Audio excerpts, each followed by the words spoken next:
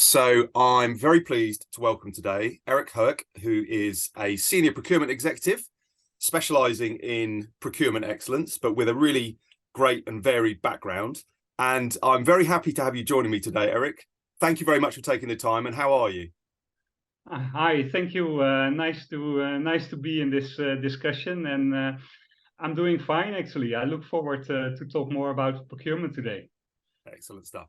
Cool. So the topic that we have lined up for ourselves is all about centralising procurement transformation, and also looking specifically within that digital transformation process, the complexity and the challenges specifically around digitalising the complex services categories. So we can come on to that a bit later. But what I wanted to start with was just having a little bit of hearing a little bit about your background. So can you just talk us through your kind of procurement journey and the specific areas of expertise and interest that you've had within your career so far? Sure, happy to do that. I'm from the Netherlands. I live near Rotterdam. And like many people in Rotterdam, I started my career in logistics. And after a couple of years doing consulting in the logistics area, I got more and more involved in procurement, which is an area that caught my attention because I'm also a person who likes to achieve results and to work with people in change management. So that attracted me more and more to procurement. So over the time as a consultant, I did many projects transforming procurement teams from ordering to sourcing, from sourcing more to category management, developing procurement strategies. During my time as a consultant, I experienced a whole range of different procurement processes. And when after some time working in international organization, I was hired by Givaudan, the market leader in flavors and fragrance. They asked me to lead a project for the centralization of their procurement operations into a shared service center, which I did for a couple of years. After which I led the regional procurement team in Asia Pacific for Givaudan. So I moved from Geneva to Singapore. And after 4 years in Singapore, working with as a procurement leader, I moved back to Geneva to lead the centralization of procurement operations into the in-house shared service team, which is called GBS in Givaudan. And we centralized not only procurement, but also finance, IT, HR, supply chain management, so many different functions. And after we completed that project, I transitioned to another organization, which is SDS. And that is where I used to work the last 3 years until late August. And during that time, I was the head of procurement excellence, which meant that we centralized a lot of activities that supported the global and local procurement teams. Wow, that's brilliant. I really appreciate that. So one thing I have to ask, so at Givaudan, that centralization that you did, it extended beyond just procurement. So that must have been an absolutely massive project. How long did that take? There was a massive project. The project continued after I left because procurement was a little bit ahead and we could complete it within 2 years. That included process design and the transition from the local operations into a centralized team, but it also included the transition of an outsourced operation into an insourced operation. But for some other functional areas, this was completely new. So for example, for supply chain management, for HR, for these areas, it was new. So processes had to be developed more from scratch, and it took more time to make the transition. So I think after all, it was completed in about 3 years. And in the beginning of the project, we were supported by a large team of consultants, and by the end of the project, the project was run only by Givaudan people and also executed by Givaudan people. That's really interesting. So it sounds like, did the procurement function just move a bit faster, or was it that the procurement function were a bit more mature in terms of their processes and use of technology? Because if so, that's not necessarily always the case, is it? Before we started this big program, the GBS implementation, we already had 5 years experience with centralizing procurement and finance. Okay. And we had an in-house finance shared service center and an outsourced procurement shared service center. And after 5 years experience, the company decided that it was well qualified to run their own in-house shared service center. Yeah, excellent. That's really interesting. So with the procurement excellence side of things, that's something that I've had some really interesting conversations around, specifically around procurement excellence recently. And I'd be very interested to just, from your point of view, how would you define and position procurement excellence as a function within procurement?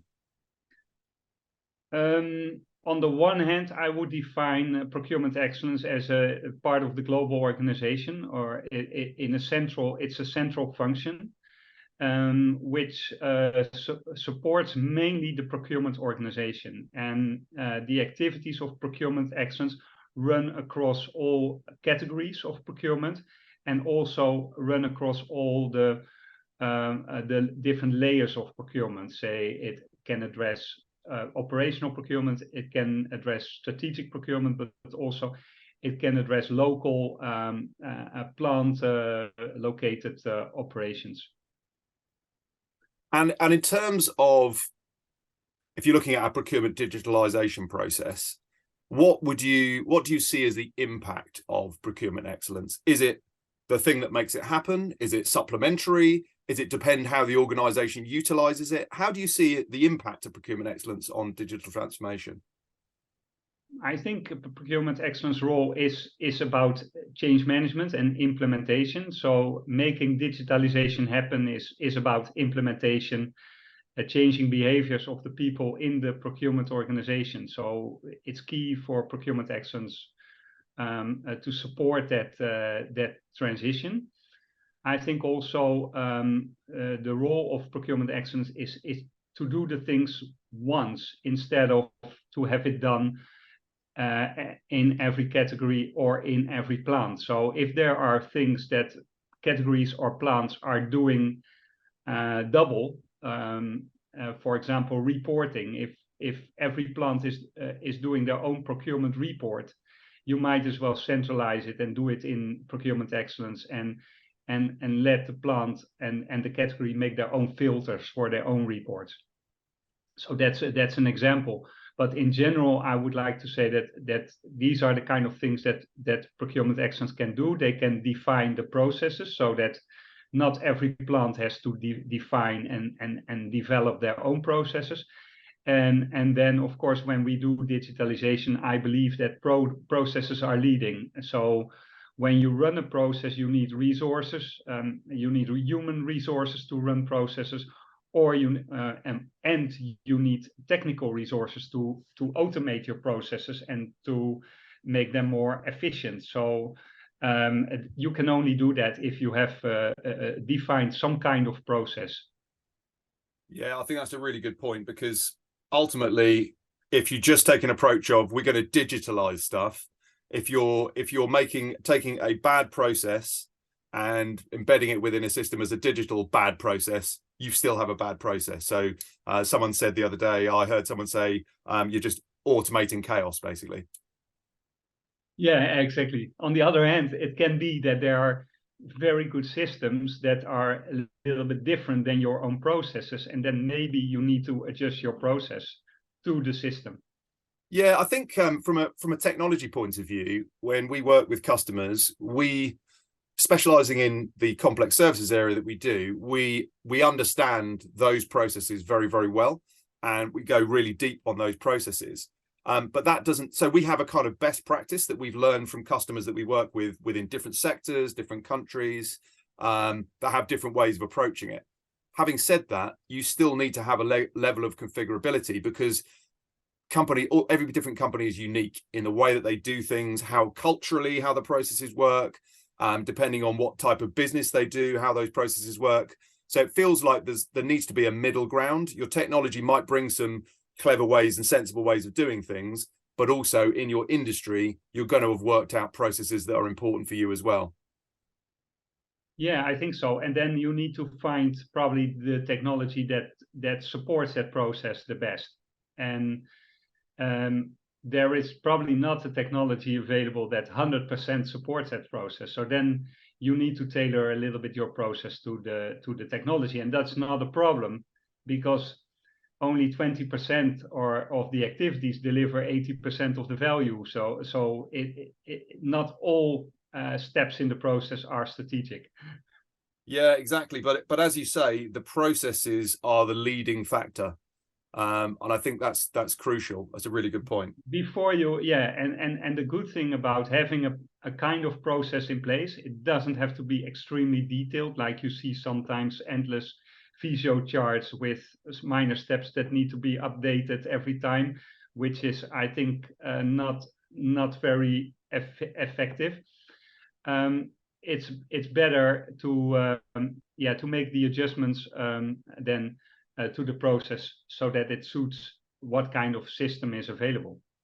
Yeah, so we'll come on to it in a bit in terms of how people need to choose the right technology and the right solution for their organization. But as you say, it's finding a good enough match between the specifics of what you're doing, how your processes work, how the technology approaches it, and finding that right blend where you can maybe uplift your processes, but also you can maybe configure the system and hopefully get a good match.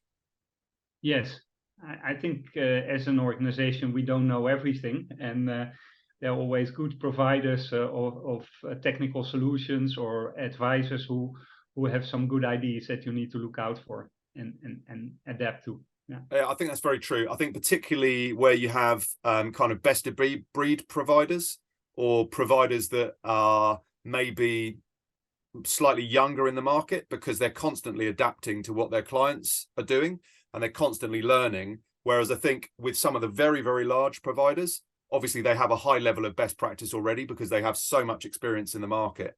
But I think there's things to be learned from the different types of technology solution. And that's, I guess, where when you're doing your research at what's available in the market, that's going to be an interesting learning process too. Yeah, but I'm not just thinking about best of breed. I'm also thinking about new entrants who come up with, who are applying new technology to come up with new solutions, and it can be very interesting to see what they come up with. Yeah, definitely, absolutely agree. So just going back over your description of procurement excellence, I really like that. I think you come up with some very important points around that in the sense that it is a central function, and it touches different areas of the business. And it's, you talked about it accessing all layers of the process. So you've got the operational side of it, the strategic side of it, the local side of it. It's coordinating everything, making sure everything makes sense. Like you say, it's making it so that you can do it once and take a considered approach. And obviously it's an ongoing process, but you're taking a considered approach to actually put in something that's structurally valid and takes into account all different areas of the business. That must mean it's politically more difficult within an organization, but if you have the buy-in, you've got more opportunities to get it right. Would you agree with that? Yes, I think it's partly political, of course. In a large global multinational organization, you have many different countries and ways of working, depending on culture, depending on the local business that may be different.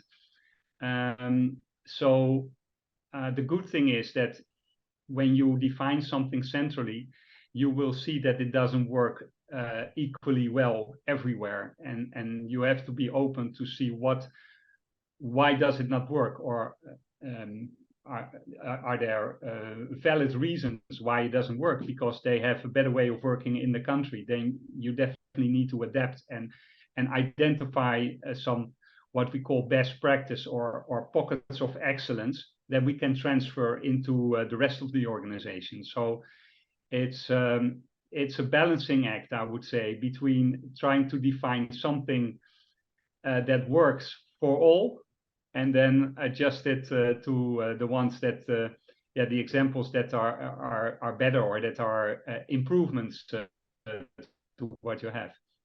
Yeah, I mean, it's dealing with a lot of complexity. Just in terms of looking at an overall process, even if you just look at that within one country, and you consider the ramifications on other functions within the business outside of procurement, together with all the relevant stakeholders that are involved in the process and need to be part of it, then when you layer on other countries, potentially acquisitions, things like that, there's a lot of thought mapping. It's quite a technical process in some ways. Tactical as well, I yes. think. But yeah, it can be very complex, and that's why I think the role of procurement excellence from a central point of view is to simplify as much as possible. So only if we simplify the things, then you can easily communicate and you can more easily train the people, and then you can convey your message more easily, instead of when you try to adapt to everyone, then it's going to be a mess. yeah, absolutely. Totally agree. So one of the things that's obviously key to this digital transformation in procurement is the use of systems. So that's one side of it. What are your thoughts and experiences in terms of the process of choosing the right solution, and identifying the different routes that you could take in terms of putting in a digital solution? Yeah, I think if you make a change in the organization, there need to be a good alignment between the systems, the process, and the organization and the people. So that need to work very well together. And so it makes sense if you want to look for a suitable technical solution. You work together with the people and take the process as the starting point, and then look for what kind of functionalities do we need from the systems, and try to find the systems that work best, and see who can make the best offer that suits with the process and the organization. So let's go back into politics again, within corporate politics. So within that, obviously, if you have a procurement excellence function within your organization, then there should be a good level of commitment to letting that procurement excellence function do its job, and design the process and go through these steps. But obviously, the IT side of the organization are going to want to have a say on it, and quite often we see that finance have a strong point of view with technology choices and things like that. How do you, in your experience, how is that process managed in terms of dealing with those different parts of the organization that may have different opinions and may have different drivers? I think when you look at operational procurement, the link, there's a strong link with finance and IT, especially. When you look at finance, usually all the accounts payable activities are directly linked to the ordering and receipt of goods and services. And at the same time, I think that part of the transactional process is where actually the value is being transacted and recorded, is also an area that gives opportunity to a high level of automation. So if you do all the pre-work well in the procurement process, then you can easily automate that part of the process. So there I see a very important dependency between finance, IT, and procurement. If I look at sourcing, I think what is always a challenge to work with finance is to identify the right way to record the savings and to report them, and to get an agreement between procurement and finance that the savings are recorded, and that they are also tracked in the profit and loss statement of the organization. And I think also there are quite some tools today in the market that can help strategic sourcing, category management to do a good job. So that also requires the support of IT, but I think in a different way, because there really IT is supporting the procurement process. And when you look at the transactional process, it's IT is really key part of the process. Yeah, and you know, from looking at the work that you've done, you know, it's very coordinated. It sounds like a lot of it is, or certainly procurement and procurement excellence are very involved in driving the process and defining the process and help make that process work for everybody. I have come across many situations where procurement and IT will clash, in a sense that IT, or even finance, but IT might say we've got certain systems already in place, and we want to go with a system that directly aligns with those other systems, whereas procurement might be saying, well, actually, we want something that's going to do the job as effectively as it can be done, in the way that it needs to be done, with a procurement first approach. Is that something that you've come across yourself, or is that something you've come across when speaking to other people in the industry, in terms of how they manage that, where there's a balance of power, but it depends whether whoever the key owner of the process is, it might be the chief financial officer, for example, whether they say, well, you're making the decision in procurement, or actually IT are making the decision. Have you seen much of that kind of conflict come up? Yeah, that's it can be quite complex. There are many different standpoints in that area. I think that, and you already mentioned it, we're talking silos here, where it's the IT department, the finance department, the procurement department. And what I've seen, and that is a great example that I mentioned earlier, the shared service organization in my previous organization. It was an organization where you didn't have those silos. You had integrated teams of people from IT, procurement, and finance who were working closely together to solve the problems in the benefit of the entire organization.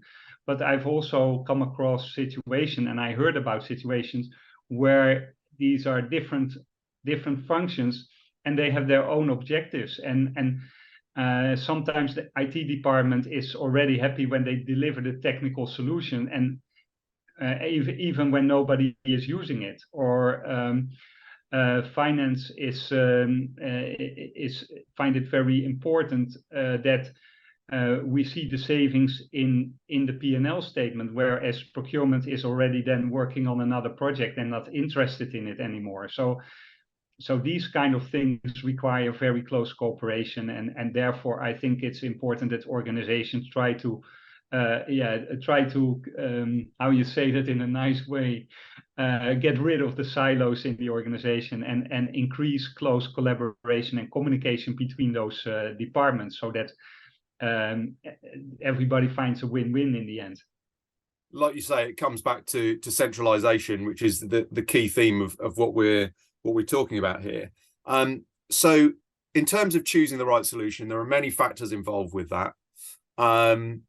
There are many different parties involved with that, but procurement excellence, for example, if that function exists within an organization, then they're in a very good position to be able to centralize that and to take a strategic standpoint to problem solve for the benefit of the whole company, taking into account all of the different factors that there are there. So that's one side of it, but then there's a whole other side of it, which is you know, you alluded to it when you were talking about, if a system gets put in and nobody uses it, that's not a solution. What about the change management side of it? How would you? It's a bit of a difficult one to weight, really. But do you have a thought in your head as to how much weighting is with this type of process is going to be choosing the right solution and implementing it versus change management? Yeah, I think change management is definitely the most important one. In the end, it's about using the solution, and I think the differences between many solutions that there are today are not that big. All those solutions can, in one or the other way, support the common procurement processes. So in the end, it's about making sure that the teams use those solutions in the right way and in the best way for the organization, and that you can only do when you understand how it is to use the system, and how it can be improved. So it's about working with the people, and making sure on the one hand that the people make the right do the right behaviors, but at the same time they can only do the right behaviors if they have the understanding and the capabilities of what is required. So it's all about working with the people in the end.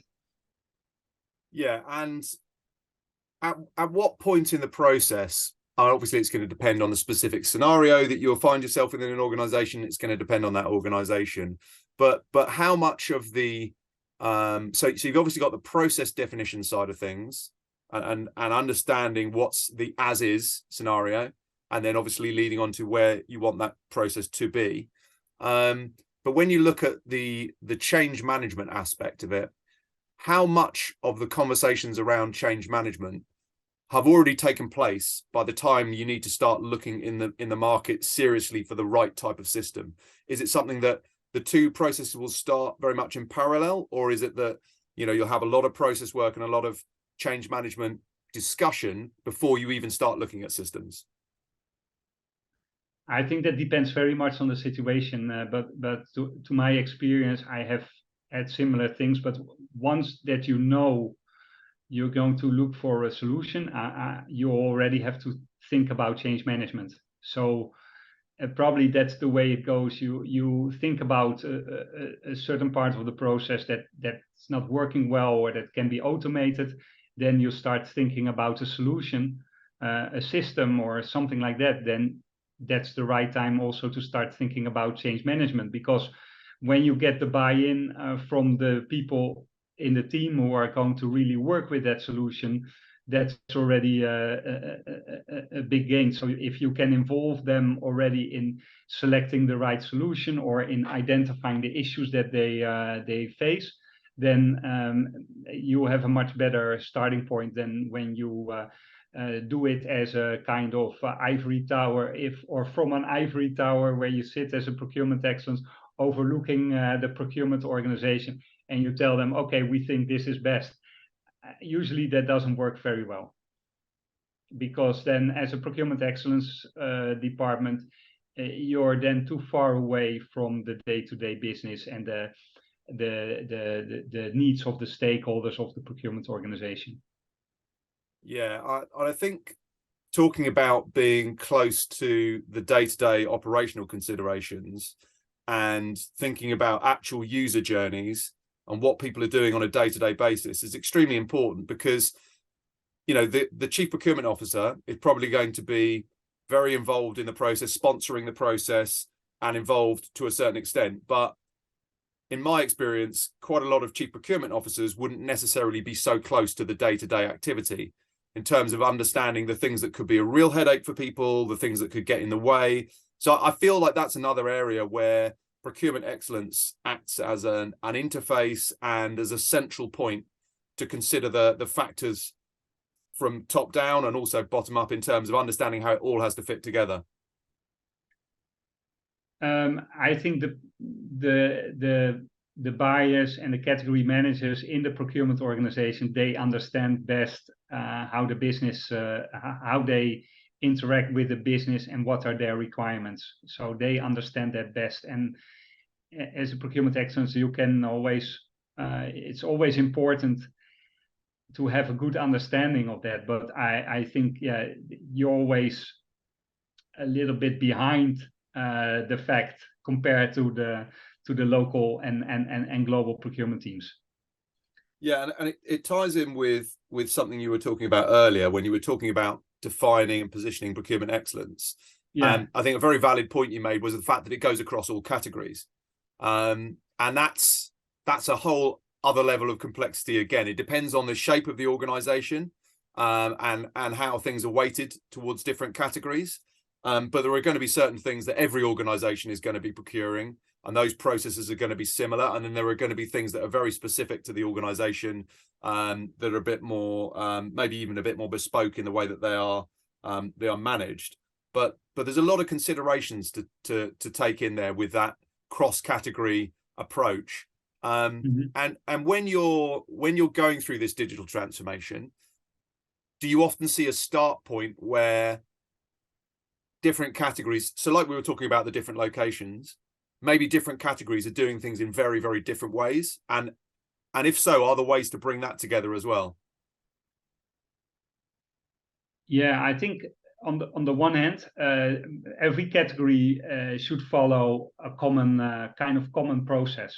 But because the categories are different and they fit differently, for example, in the Crowheats matrix, I don't know how many people are familiar with the Crowheats matrix, but for me, if I recall, that was probably lesson number one in procurement, and it helps to identify how you deal with your categories.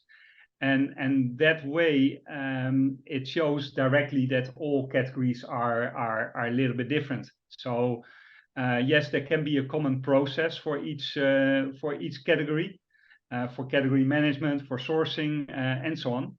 But in the end, the way you apply that process is going to be different per category by definition.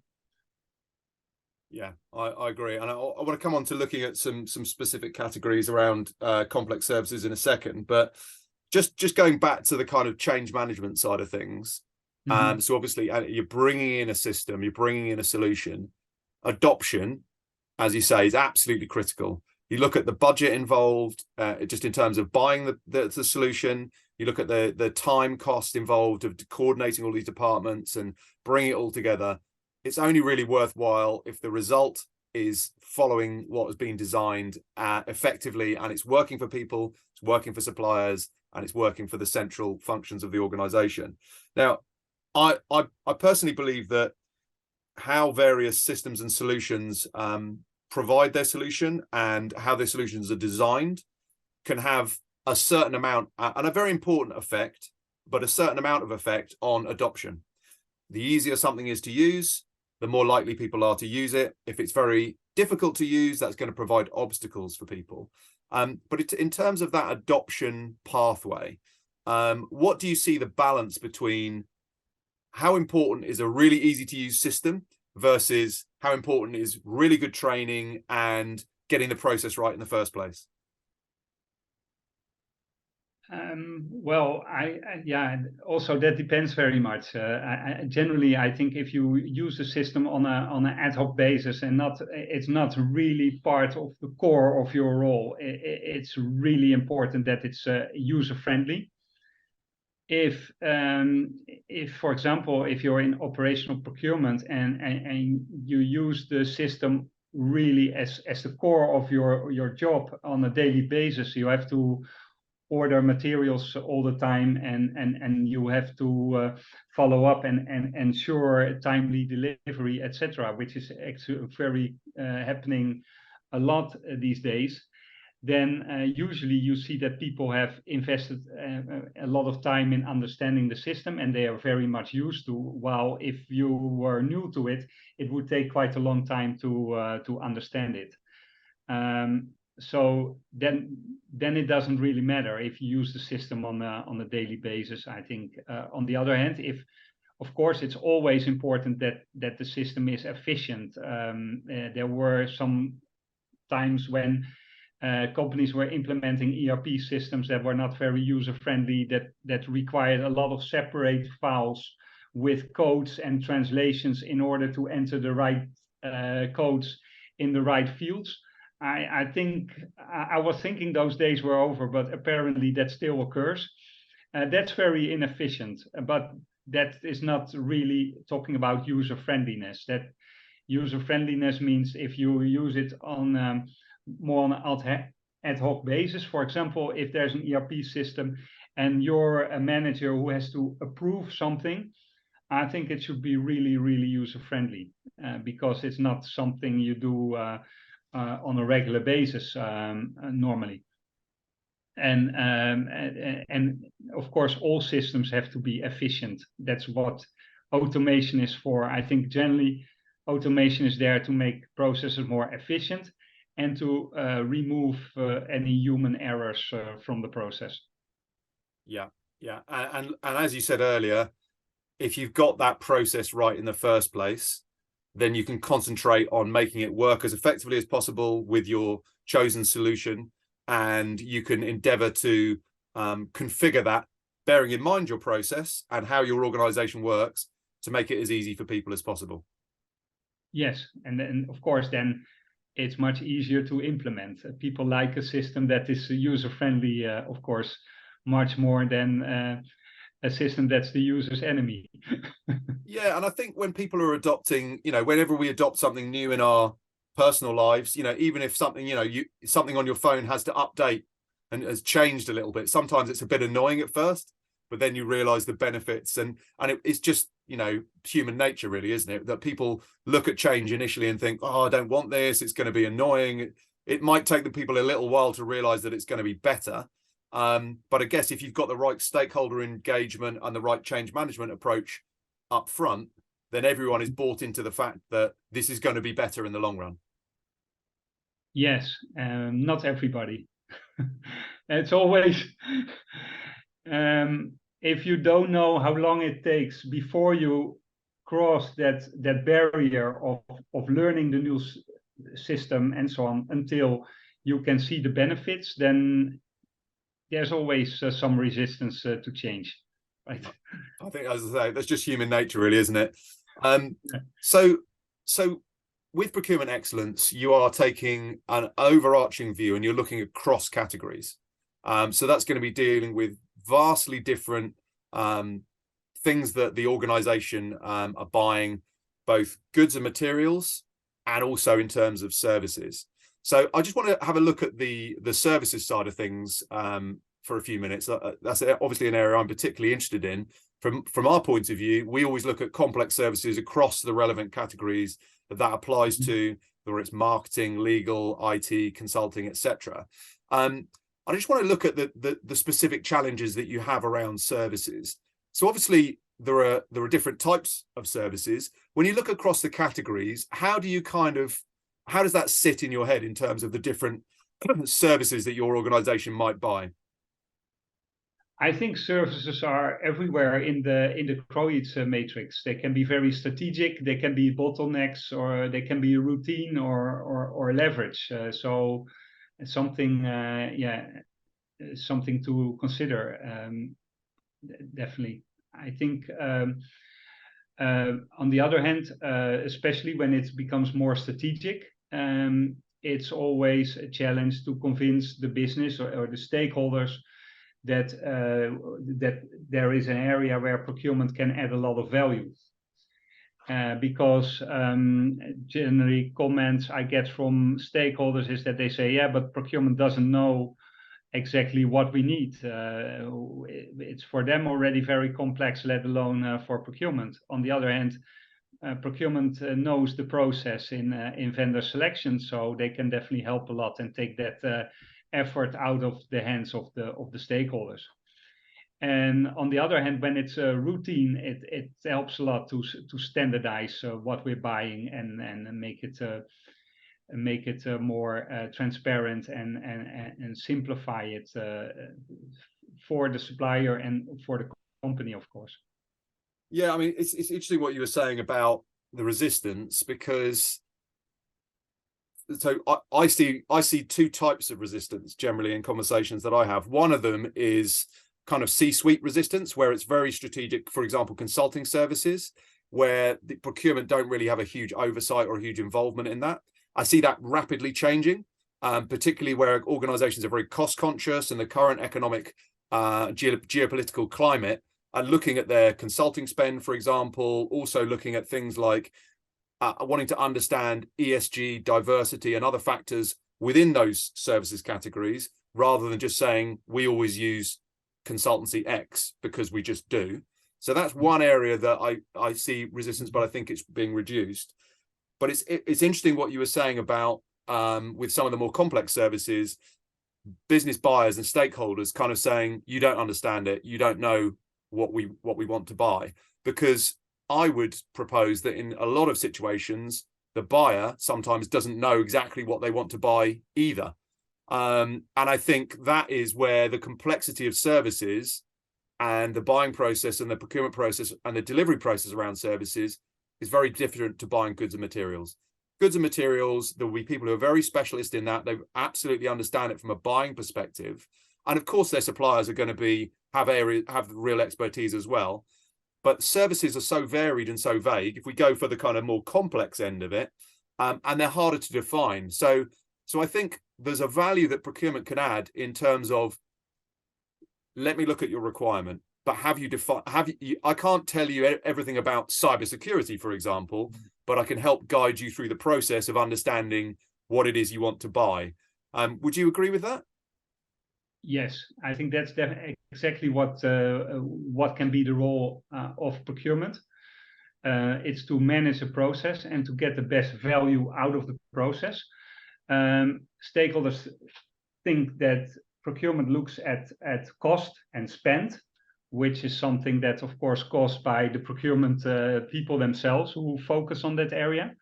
But after all, that spend needs to be generated in order to realize value. And if, as a procurement organization, you can better understand what is the value that is generated by the organization. How do they generate value, for example, by purchasing that kind of professional service? Then you can also, as a procurement organization, provide a much better support to select, for example, the best professional service provider, not from a cost point of view, but from a total value added point of view. Yeah, and this is where it gets really interesting, because if you're just assessing it from a cost point of view, for example, with professional services, and this is where it breaks down into kind of different areas or different delivery types. If it's purely looking at time costs of different categories of professional within a consulting firm, for example, then often organizations will take a lot of notice of rate cards. But I feel like that's just one factor, because that doesn't give the whole story. But I think sometimes it's maybe the only thing that, for example, procurement have got to go on, unless that's a very evolved process. Yeah, you can look at rate cards, but it doesn't say a lot. Behind those rate cards, there are people of flesh and blood who have each their own experience, knowledge, and especially, above all, the way they can contribute. So, yeah, the rate card doesn't say a lot, and you cannot put people into a number. Yeah, I agree. And also, it depends how your organization is buying and how those things change. So looking across services-based categories, or categories that have a mix of goods and services, even category managers are trying to understand value, or it'd be great if they could understand the value that they're getting.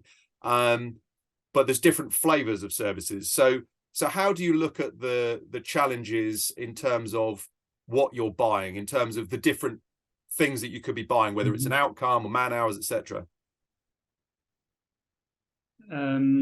Well, I think that then depends on where you are in the Krojic's matrix. If it's high risk, then I would say generally it's difficult to specify. You probably end up with a very limited amount of suppliers, and therefore you need to you need to compare different options from a qualitative point of view. What is the total value that they can add?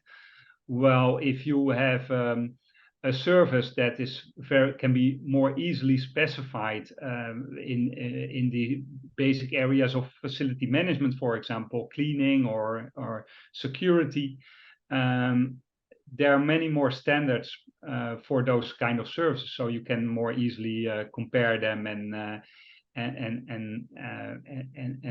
qualify them. So that is probably a little bit easier for the average procurement person to sit in the chair of the stakeholder and decide what would be best for the company. While as it's not easy to specify, and you have to assess it together with a team.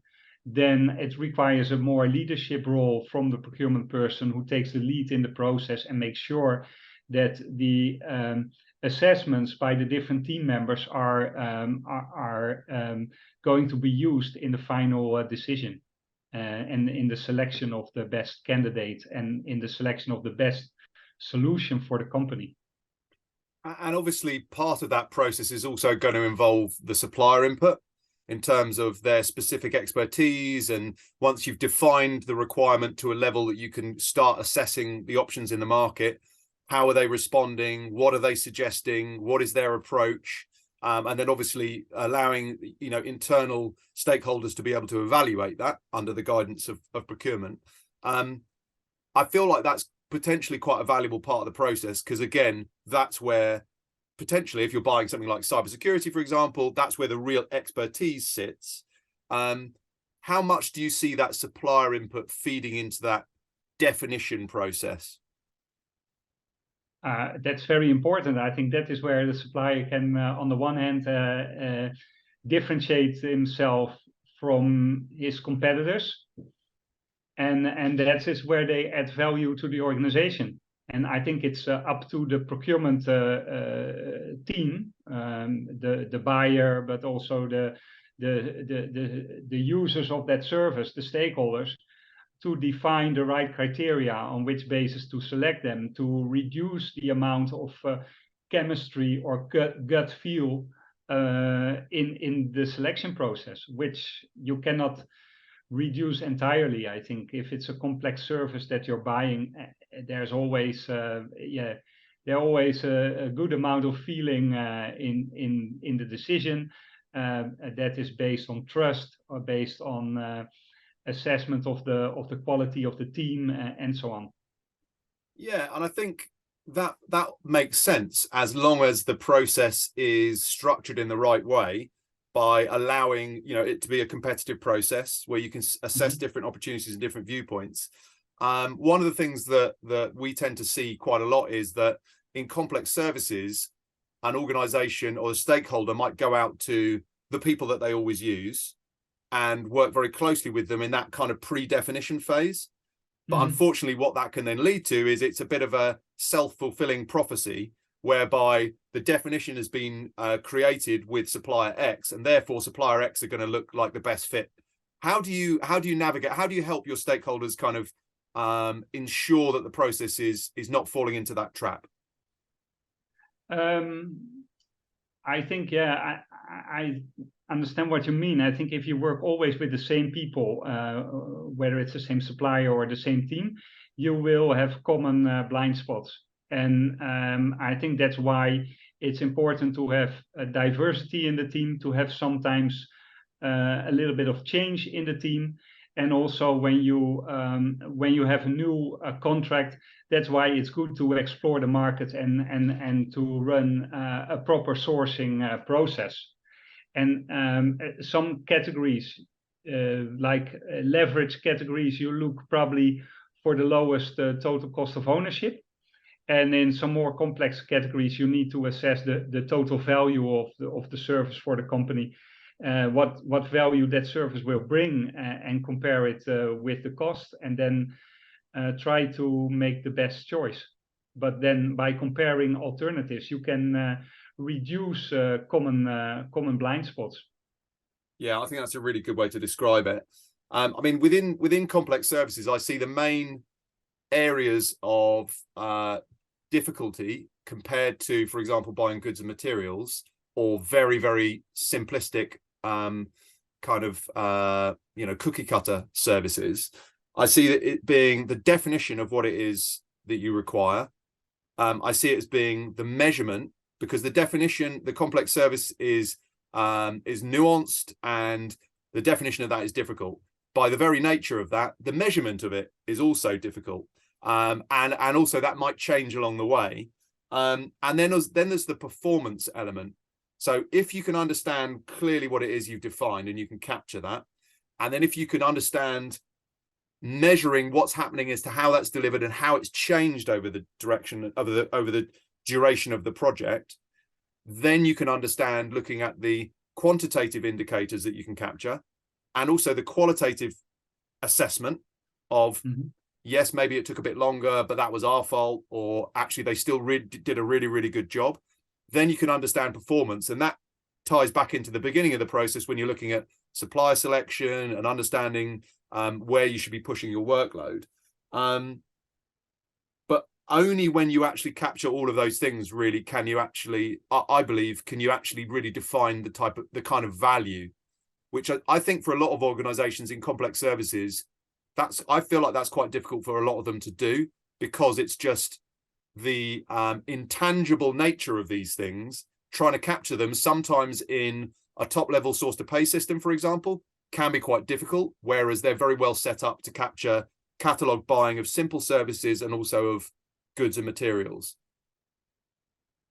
Yeah, I think you're saying a lot of things at the moment. There are quite a lot of things. When I think about buying complex services, I think, for example, about a management consultant or a lawyer that you hire as a company, or for example, a construction company that needs to do a big project, and that can also be very complex. You can. It's always easy to look at the cost of things, and of course that's important. We don't want to throw money over the fence. We want to make sure that we get value for money.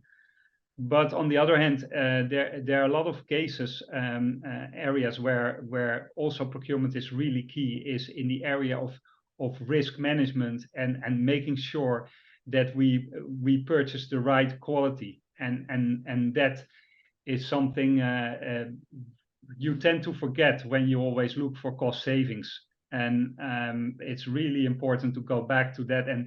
And sometimes you cannot see in the books that you hired a very good lawyer who avoided a huge risk, and you don't see that in the books except the cost of the lawyer. And that's a pity, of course. If we can become better at quantifying, visualizing risk, for example, then yeah, that could be interesting. But apparently that is not sexy enough today, so people look more at numbers. Well, it's a very good point, because it comes back again to what are you buying? If you're buying man hours, that's something that's fairly easy to understand. Did you get what you paid for? But if you're procuring performance that might be measured with KPIs, for example, or you're procuring outcomes or outputs, that's a bit different. But I think whatever the milestone or the deliverable is that you're capturing, that's why I think it's critical to understand it from a quantitative point of view. Did the supplier do what they say they were going to do? But also the qualitative element of it, of understanding, did they do a good job? Did I get the result I needed? Because it comes back to what you were saying at the beginning. You were saying that one of the things the things that drew you to procurement were the change management side of it, and also the driving towards results. But yeah, I think a lot of the time that driving towards results in procurement is, as you mentioned, is savings. But do you feel that more procurement organizations are trying to drive towards value now? Yes, I think so. I think, and also I see that there's a huge opportunity for people in the procurement function. There is value is becoming more and more important.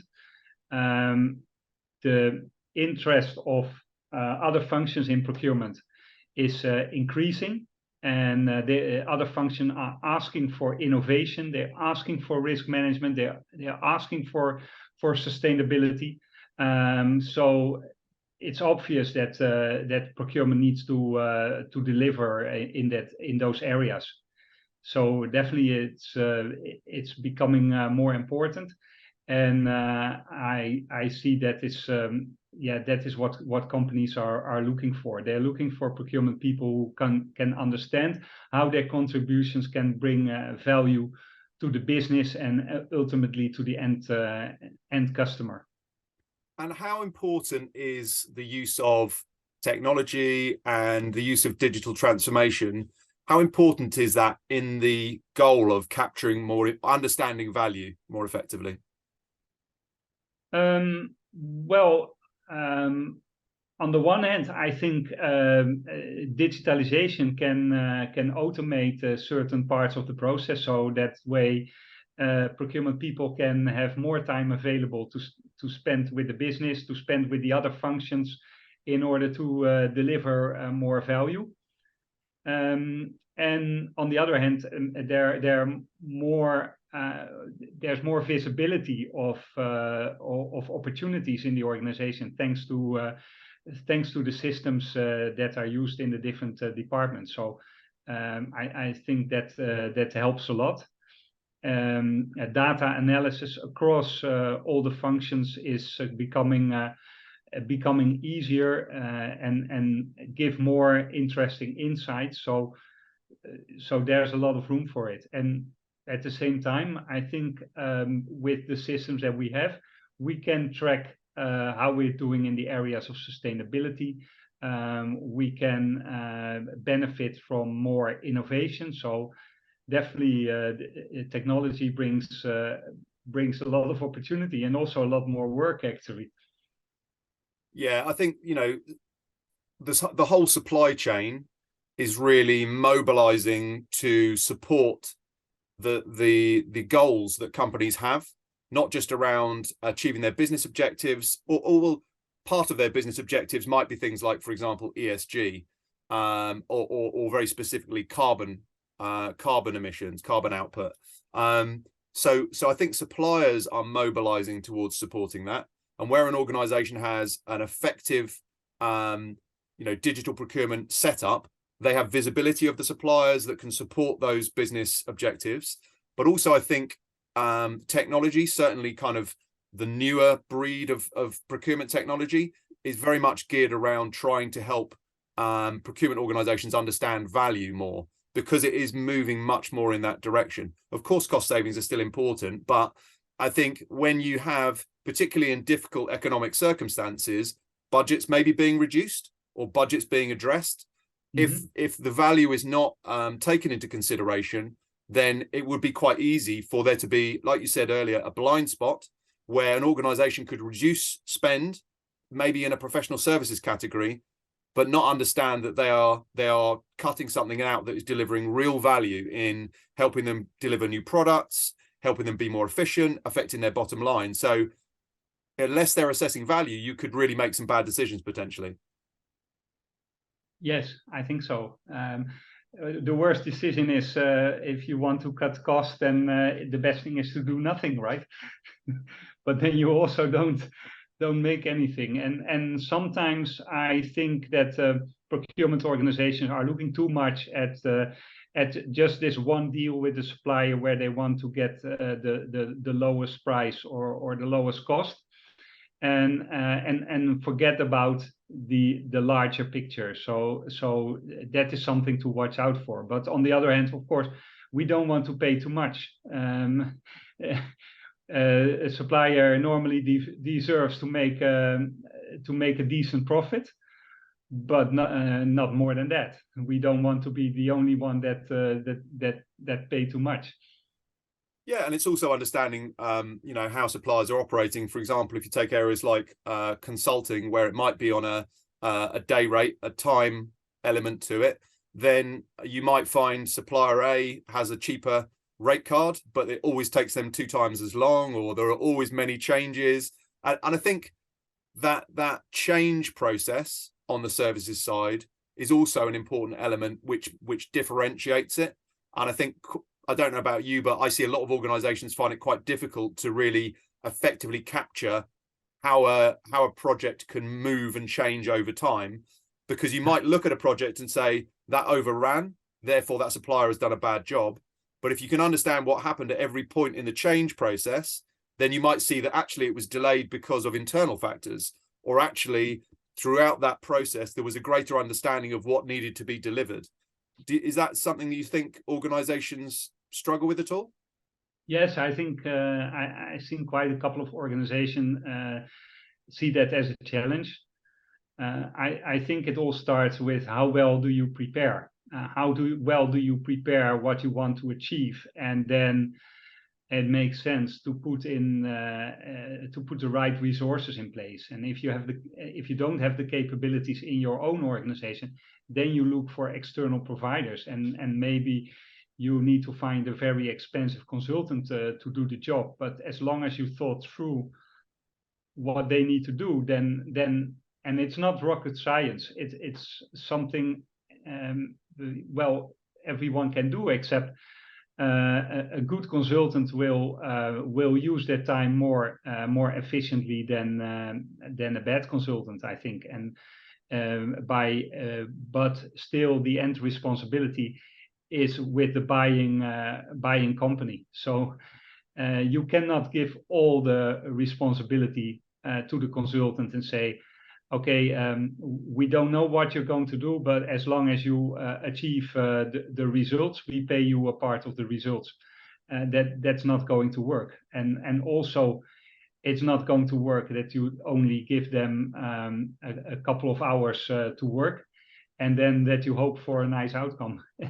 So you really have to think about in advance, what is it that you want them to do and what you want them to achieve.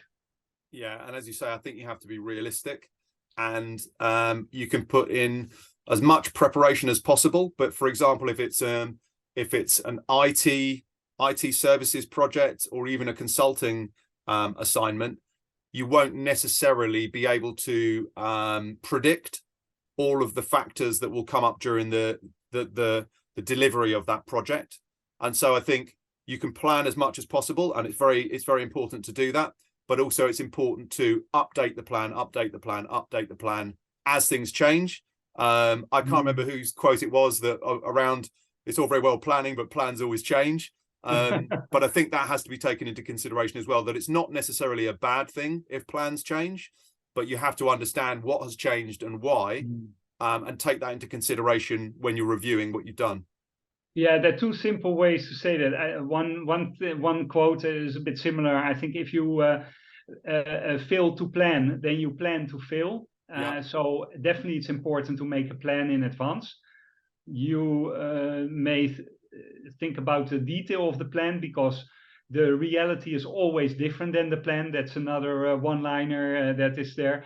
And indeed, you have to adapt, and whether you adapt your plan or whether you adapt your behavior to the new situation, we're all humans. We should know when we have to adjust, and we do not just rigorously follow the plan.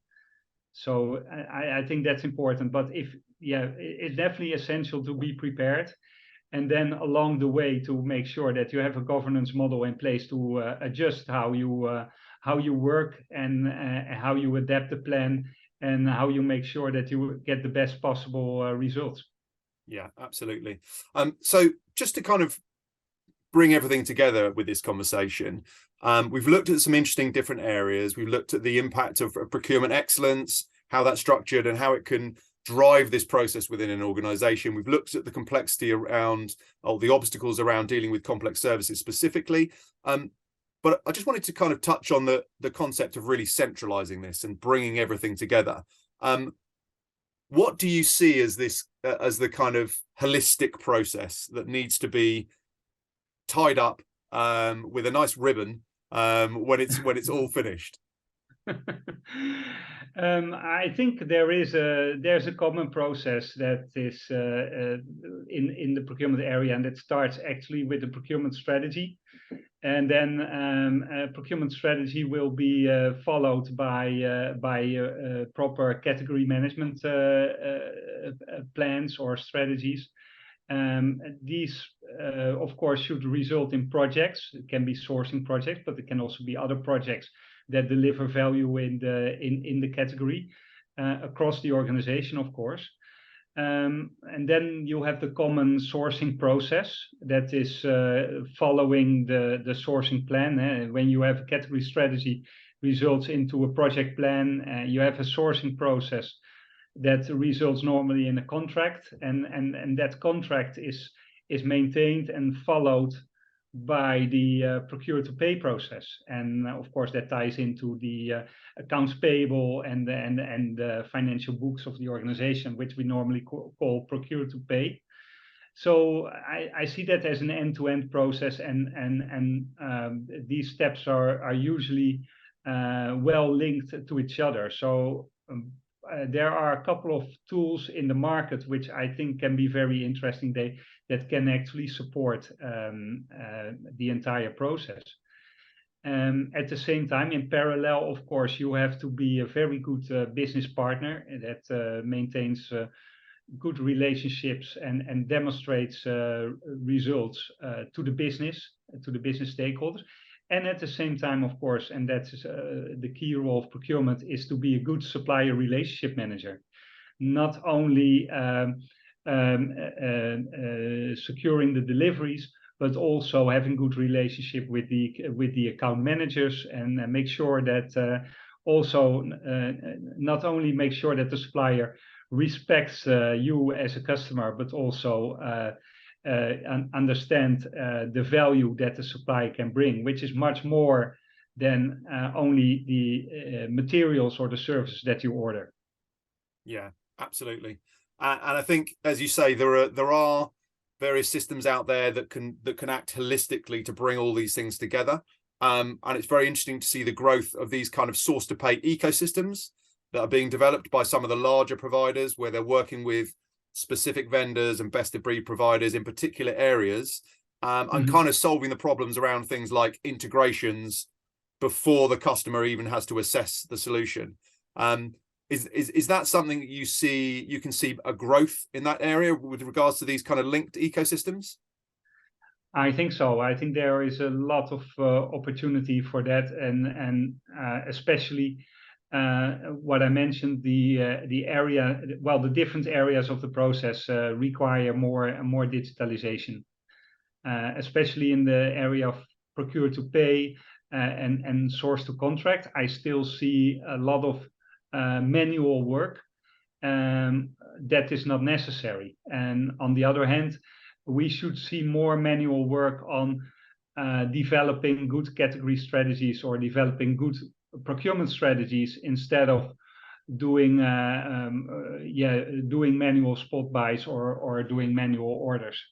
So there's a lot of room for such kind of solution. Yeah, and I guess two things that kind of strike me from that. One is in terms of the kind of manual process, or the process that takes up the time of procurement people, absolutely those strategic type activities, but also, as you said before, the supplier relationship side of it. You know, more time can be put into developing those supplier relationships. It ties back into the other point, which struck me from what you just said, which is around automation. I don't think procurement people should be concerned about automation, because really in when you're automating, you should only be automating the things that it makes sense to automate. And so what you hopefully should be doing is allowing procurement people to use their expertise to drive their time to more strategic activities, more developed insights and intelligence, rather than just transactional activities. Exactly. Yeah, I think the transactional activities is where the value is realized, where you can see it in the books. And when you look at procurement strategy and category management, that is where value is created. Yeah, it's funny when we discuss it like this, it all feels so simple, but but it's very complicated, isn't it? Very complicated. Listen, I really appreciate you taking the time to chat. I've really enjoyed that. I think we've covered some interesting areas, and you've got me thinking on a few different sides of it. But also, I like the structure that you bring to what you're talking about, and obviously how you approach it. So hopefully that makes it simpler, because that's all I'm trying to do. Is I try to make procurement more simple, recognizing the fact that it can be very complicated. Yeah, there's so many areas that we can dig into further, but yeah, let's try to keep it simple while we can. I like your style. That makes sense to me. Excellent stuff. Well, listen, thank you so much, Erik. I really appreciate it.